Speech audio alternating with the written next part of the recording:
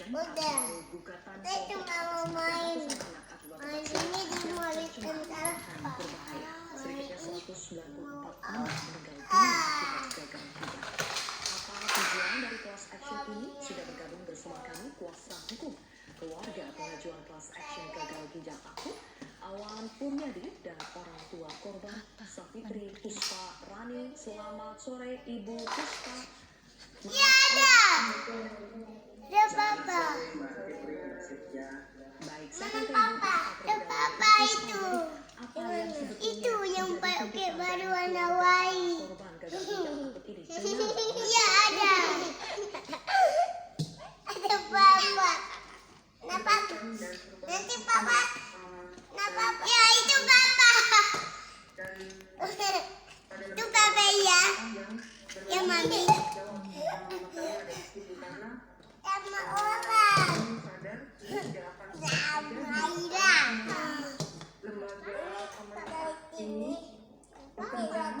Itu papa, ada papa. Papa ngapain malu-malu? Papa malu-malu mami. Kayaknya di Mas Awan. Enggak, lanjut ya papa. Baik. Oke, Papa baik. tahu. Saya dalam class action Papa ini ngapain? spesifiknya Papa ngapain? Ngapain papa? Ngapain? Ini siapa tuh? Kami mendasarkan gugatan ini dari korban-korban. Kami menerima 12 Papa, Awan Purnyadi, Indira Purnyadi. itu adalah mengkonsumsi obat dari Papa ngapain? obat dari Ngapain papa? Ngapain? Papa. Ngapain papa? Papa.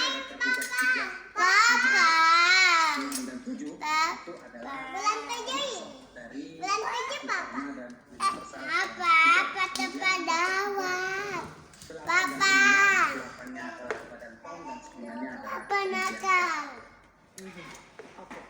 Apa yang dituntut dari para tergugat ini? Apakah karena tidak ada gugatan perdata sehingga jelas menuntut nilai kerugian?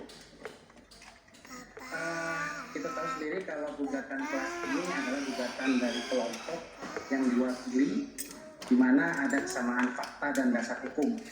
Jadi di sini ada kesamaan fakta bahwa semua korban ini sebenarnya ada dua hal. Yang pertama adalah anak mereka adalah sakit, demam tinggi, kemudian diberikan obat dari Vaskes 1 BPJS, klinik dan puskesmas terdekat.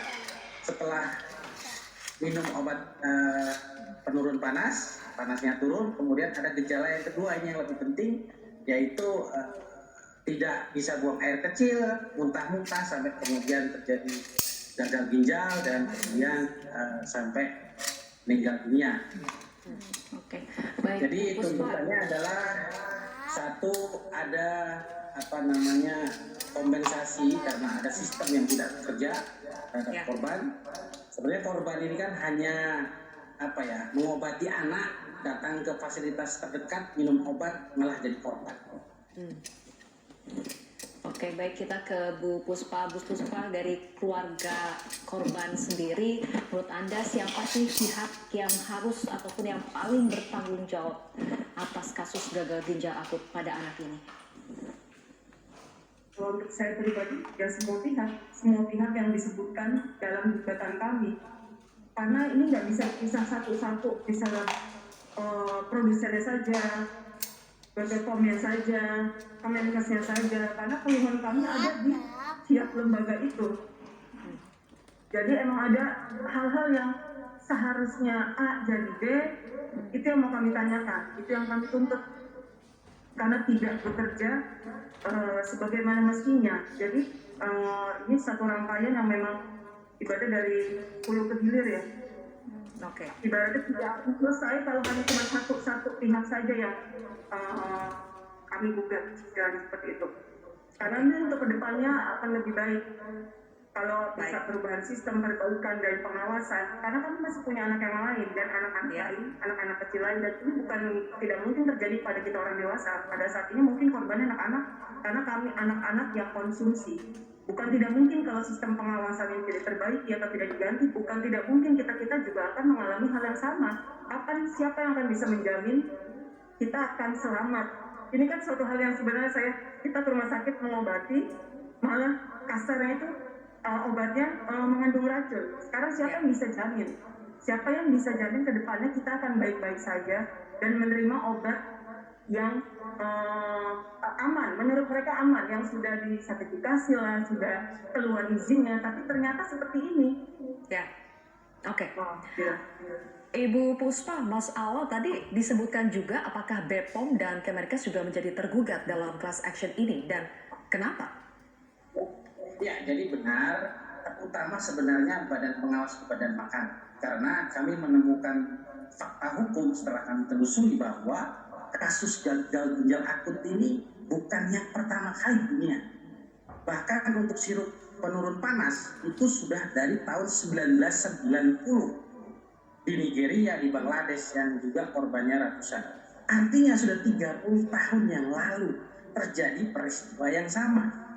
Setelah itu sebenarnya di dunia internasional sudah ada panduan-panduan mengenai hal ini seperti Food and Drug Administration di Amerika Serikat atau di Uni Eropa itu sudah menentukan standar pengujian EG dan DEG.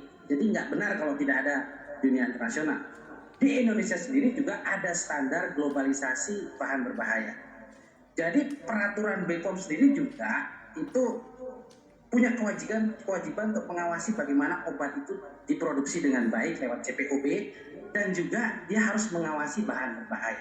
Jadi sebenarnya banyak hal tanggung jawab dari BPOM ini yang tidak dilakukan sehingga terjadilah tercemarnya atau bahkan digunakannya murni bahan berbahaya etilen glikol dan dietilen glikol. Tapi apakah penjelasan dari BPOM yang mengatakan ini bukan ranah mereka untuk mengawasi karena perusahaan harus memiliki sistem untuk melakukan uji coba sendiri, apakah itu tidak cukup? Kalau menurut saya itu tidak cukup dan tidak benar. Karena etilen glikol dan dietilen glikol yang racun itu adalah bahan berbahaya. Dan ada fungsi dari Badan POM, tugas dan fungsi adalah mengamankan, mengontrol, dan mengawasi penggunaan peredaran bahan berbahaya. Bahkan di BPOM ada Direktorat Jenderal Bahan Berbahaya. Dan EG dan DEG itu bahan berbahaya dan sudah ada terdaftar di Indonesia. Karena kita menganut sistem harmonisasi klasifikasi bahan berbahaya internasional. Jadi nggak ada alasan untuk mengatakan itu bukan ranah dari BPOM. Oke, saya akan kembali ke Bu Puspa. Bu Puspa, bagaimana kemudian respon dari keluarga melihat proses hukum yang saat ini terjadi? Karena kemudian polisi sudah menetapkan 2 tersangka perusahaan farmasi yang terkait kasus gagal ginjal akut. Apakah bentuk tanggung jawab seperti ini yang Anda ataupun keluarga inginkan atau seperti apa, Bu? Karena tujuan utama kami seperti lembaga-lembaga kami juga pertama raising awareness dan menimbulkan kayak mindset dan kesadaran baru bahwa kita itu berhak tahu, ya. Jadi kita berhak mengajukan seperti kerja mereka pengawasan. Kita butuh keyakinan untuk tahu apa sih bahan-bahan yang kita konsumsi selama ini. Jadi jadi kan kita ini mengakibatkan kita jadi kehilangan kepercayaan dan merasa terancam untuk kedepannya. Apakah yakin benar ini aman? Apakah memang ternyata ada zat-zat lain yang memang belum ketemu dan ternyata itu berbahaya juga? Bagaimana saya yakin? Saya terus terang sudah tidak bisa percaya lagi. Jadi tujuan utamanya memang itu. Jadi itu kayak Kemenkes untuk raising awareness dari awal yang ternyata memang kasus ini sudah ada dari Januari. Itu berbeda datanya dengan yang kami terima katanya dibilang di bulan Agustus. Terus ternyata bisa menghadirkan antidot ketika anak saya sudah berpulang. Maksudnya ketika di negara lain mereka punya kita tidak bisa bilang obat, tapi misalnya seperti antidot penawar, mereka punya. Tidak ada kasusnya, tapi ada antidotnya. Sementara kita banyak kasusnya, tapi tidak ada antidotnya. Dan itu terlambat sekali. Kenapa harus menunggu ratusan nyawa anak kecil tak berdosa untuk sehingga akhirnya memutuskan untuk yuk kita ambil, kita beli antidot itu. Kenapa harus menunggu banyak? Karena kalau di kita awal masa iya, ini kan kalau sudah ada kejadian di negara lain harus sudah ada jurnalnya apa ya, minimal ya, ada jurnalnya gitu yang ini tanda tanya banget bagi saya awal, bisa nggak ketahuan gitu, kok kira-kira bisa nggak sih ditarik benang merah, oh ini mirip kasus Bendera itu pada tahun tersebut, kenapa tidak tidak ada panduannya sama sekali.